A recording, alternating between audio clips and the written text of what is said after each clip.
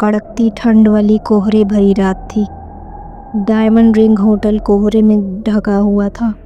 Lobby बहुत पुरानी और सूनी थी। एक सिक्योरिटी गार्ड अपनी जगह पर सो रहा था। रिसेप्शन पर बैठा एक अजीब रिसेप्शनिस्ट बिना पलक झपकाए रचना और कुणाल को घूर रहा था। रचना ने दबी आवाज़ में कहा, कुणाल, मुझे यह जगह कुछ अजीब लग रही है। कुणाल हंसा, भाभी, सिर्फ एक पुरानी हवेली जैसा होटल है। क्लाइंट को कुछ अलग जगह चाहिए थी, इसलिए हम यहाँ आए। एनीवेज, कम इन। दोनों लिफ्ट की तरफ गए। लिफ्ट का दरवाज़ा खुला और अंदर से एक भयानक जंग लगी हुई आवाज़ आई। रचना ने कहा, नो, लिफ्ट ठीक नहीं लग रही है, हम सीढ़ियों से चलते हैं। वॉट हैपेंड भाभी, please don't panic, I am here. Kunal lift में चला गया। रचना हिचकिचाई, फिर उसके पीछे चली गई। वे कमरे में पहुँचे। कमरा भी उतना ही डरावना था। दीवारों पर लगी तस्वीरें हिल रही थी। रचना ने कहा, मुझे लग रहा है कोई हमें देख रहा है। कुणाल, क्लाइंट को कॉल करके पूछो वो कब तक आएंगे। कुणाल ने अपना फ़ोन निकाला, लेकिन उसमें नेटवर्क नहीं था। तभी दरवाज़ा खटखटाया और एक अजीब सा वेटर एक ट्रे लेकर अंदर आया।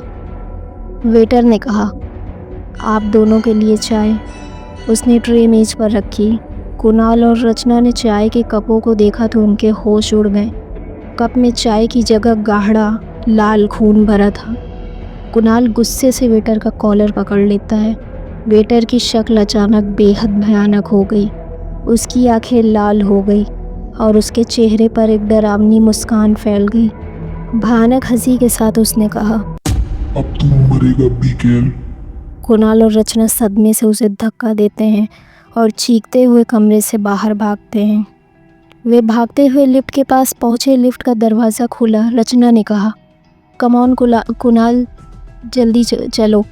कुणाल लिफ्ट के अंदर चला गया और जैसे ही रचना अंदर जाने लगी, लिफ्ट का दरवाज़ा उसके चेहरे के सामने बंद हो गया। रचना चीखी, कुणाल। लिफ्ट का बटन काम नहीं कर रहा था और वह तेज़ी से नीचे जाने लगी।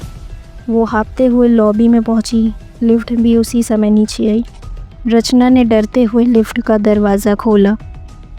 रचना ने डरते हुए कहा, कुणाल।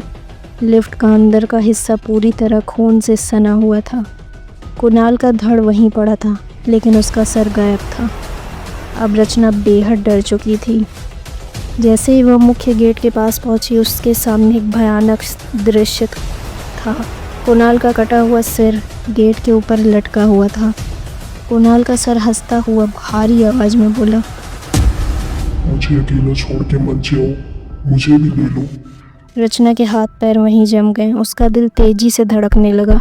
एक भयानक दर्दनाक चीख के साथ रचना की भी वहीं हार्ट अटैक से मृत्यु हो गई।